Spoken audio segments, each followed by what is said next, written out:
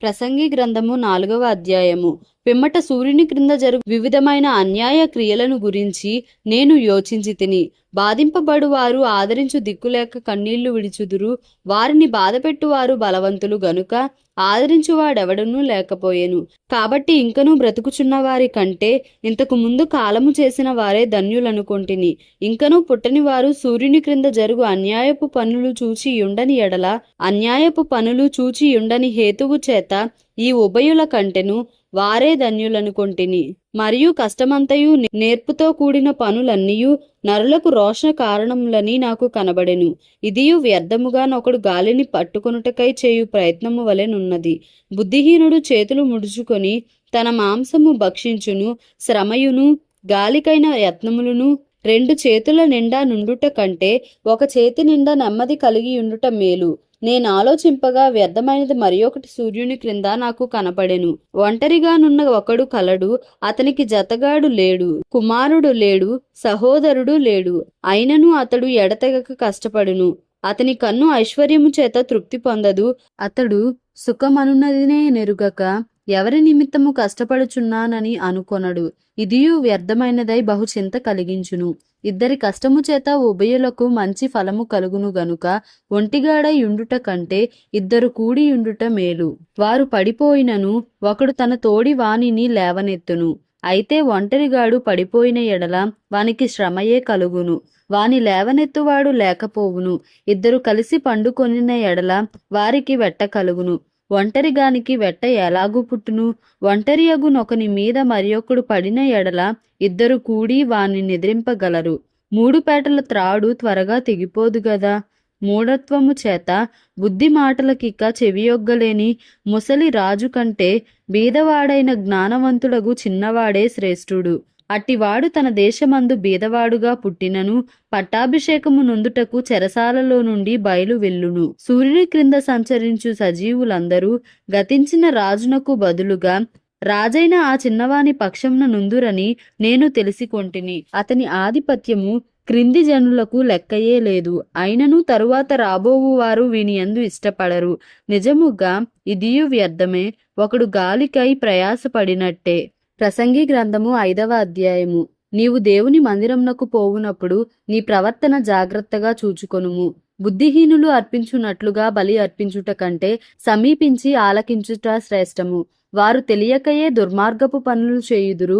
నీవు దేవుని సన్నిధిని అనాలోచనగా పలుకుటకు నీ హృదయమును త్వరపడనీయక నీ నోటిని కాచుకొమ్ము. దేవుడు ఆకాశమందున్నాడు, నీవు భూమి మీద ఉన్నావు. కావున నీ మాటలు కొద్దిగా ఉండవలెను. విస్తారమైన పనిపాటుల వలన స్వప్నము పుట్టును. పెక్కు మాటలు పలుకువాడు బుద్ధిహీనుడగును. నీవు దేవునికి మ్రొక్కుబడి చేసి కొనిన ఎడల దానిని చెల్లించుటకు ఆలస్యము చేయకుము. బుద్ధిహీనుల యందు ఆయనకిష్టము లేదు. నీవు మ్రొక్కుకొనిన దాని చెల్లించుము. నీవు మ్రొక్కుకొని చెల్లింపకుండుట కంటే మ్రొక్కుకొనకుండుటయే మేలు. నీ దేహమును శిక్షకు లోపరుచునంత పని నీ నోటి వలన జరుగనీయకుము. అది పొరపాటు చేత జరిగినని దూత ఎదుట చెప్పకుము. నీ మాట వలన దేవునికి కోపము పుట్టించి నీవేళ నీ కష్టమును వ్యర్థపరచుకొనెదవు. అధికమైన స్వప్నములను మాటలను నిష్ప్రయోజనములు. నీ మట్టుకు నీవు దేవుని యందు భయభక్తులు కలిగియుండుము. ఒక రాజ్యమందు బీదలను బాధించుటయు ధర్మమును న్యాయమును బలాత్కారము చేత మీరుటయు నీకు కనబడిన ఎడల దానికి ఆశ్చర్యపడకుము. అధికారము నొందిన వారి మీద మరి ఎక్కువ అధికారము నొందిన వారున్నారు, మరియు మరి ఎక్కువైన అధికారము నొందిన వాడు వారికి పైగానున్నాడు. ఏ దేశములో రాజు భూమి విషయమై శ్రద్ధ పుచ్చుకొనునో ఆ దేశమునకు సర్వ విషయముల యందు మేలు కలుగును. ద్రవ్యమును అపేక్షించువాడు ద్రవ్యము చేత తృప్తి నొందడు, ధన సమృద్ధిని అపేక్షించువాడు దాని చేత తృప్తి నొందడు. ఇదియు వ్యర్థమే.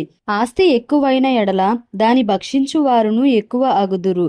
కన్నులారా చూచుటయే గాక ఆస్తి పరునికి తన ఆస్తి వలని ప్రయోజనమేమి? కష్టజీవులు కొద్దిగా తినినను ఎక్కువగా తినినను సుఖనిద్ర నొందుదురు. అయితే ఐశ్వర్యవంతులకు తమ ధన సమృద్ధి చేత నిద్ర పట్టదు. సూర్యుని క్రింద మనస్సునకు ఆయాసకరమైనదొకటి జరుగుట నేను చూచితిని. అదేదనగా ఆస్తి గలవాడు తన ఆస్తిని దాచిపెట్టుకొని తనకు నాశనము తెప్పించుకొనును. అయితే ఆ ఆస్తి దురదృష్టము వలన నశించిపోవును. అతడు పుత్రులు గలవాడైనను అతని చేతిలో ఏమీయూ లేకపోవును. వాడు ఏ ప్రకారముగా తల్లి గర్భము నుండి వచ్చెనో ఆ ప్రకారముగానే తాను వచ్చినట్లే దిగంబరిగానే మరల పోవును. తాను ప్రయాసపడి చేసుకొనిన దానిలో ఏదైనను చేత పట్టుకొని పోడు. అతడు వచ్చిన ప్రకారముగానే మరల పోవును. గాలికి ప్రయాసపడి సంపాదించిన దాని వలన వానికి లాభమేమి? ఇదియు మనస్సునకు ఆయాసకరమైనదే. తన దినములన్నీయు అతడు చీకటిలో భోజనము చేయును. అతనికి వ్యాకులమును రోగమును అసహ్యమును కలుగును.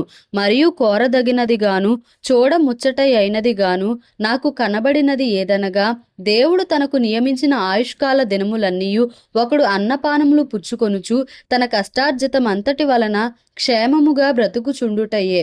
ఇదియే వానికి భాగ్యము.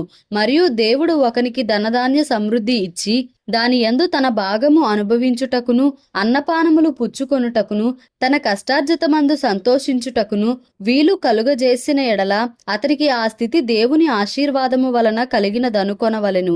అట్టివానికి దేవుడు హృదయానందము దయచేసి ఉన్నాడు గనుక అతడు తన ఆయుష్కాల దినములను జ్ఞాపకము చేసుకొనడు. ప్రసంగి గ్రంథము 6వ అధ్యాయము. సూర్యుని క్రింద దురవస్థ ఒకటి నాకు కనబడెను. అది మనుష్యులకు బహు విశేషముగా కలుగుచున్నది. ఏమనగా, దేవుడు ఒకనికి ధనధాన్య సమృద్ధిని ఘనతను అనుగ్రహించును. అతడేమేమి కోరినను అది అతనికి తక్కువ కాకుండును. అయినను దానిని అనుభవించుటకు దేవుడు వానికి శక్తిని అనుగ్రహింపడు. అన్యుడు దానిని అనుభవించును. ఇది వ్యర్థముగాను గొప్ప దురవస్థగాను కనబడుచున్నది.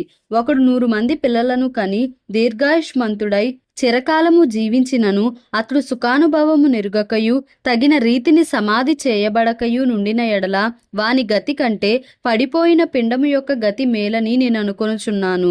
అది లేమిడితో వచ్చి చీకటిలోనికి పోవును. దాని పేరు చీకటి చేత కమ్మబడెను. అది సూర్యుని చూచినది కాదు, ఏ సంగతియు దానికి తెలియదు. అతని గతి కంటే దాని గతి నెమ్మది గలది. అట్టివాడు 2000 సంవత్సరములు బ్రతికియు మేలు కానకయున్న ఎడల వాని గతి అంతే. అందరూ ఒక స్థలమునకే వెళ్ళుదురు గదా. మనుషుల ప్రయాసమంతయు వారి నోటికే గదా. అయినను వారి మనస్సు సంతుష్టి నొందదు. బుద్ధిహీనుల కంటే జ్ఞానుల విశేషమేమి? సజీవుల ఎదుట బ్రతుక నేర్చిన బీదవారికి కలిగిన విశేషమేమి? మనస్సు అడియాశలు కలిగి తిరుగులాడుట కన్నా ఎదుట నున్న దానిని అనుభవించుట మేలు. ఇదియు వ్యర్థమే, గాలికై ప్రయాసపడినట్టే. ముందుండి నది బహుకాలము క్రిందనే తెలియబడెను. ఆయా మనుషులు ఎట్టివారగుదురో అది నిర్ణయమాయెను. తమకంటే బలవంతుడైన వానితో వారు వ్యాజ్యమాడజాలరు. పలుకబడిన మాటలలో నిరర్ధకమైన మాటలు చాలా ఉండును. వాటి వలన నరులకేమి లాభము? నీడవలె తమ దినములన్నీయు వ్యర్థముగా గడుపుకొను మనుషుల బ్రతుకునందు ఏది వారికి క్షేమకరమైనదో ఎవరికి తెలియను? వారు పోయిన తరువాత ఏమి సంభవించునో వారితో ఎవరు చెప్పగలరు? దేవుడి పరిశుద్ధ వాక్యంను మన వినికిడిలో దీవించి ఆశీర్వదించునుగాక. Amen. Please like, share and subscribe for more videos.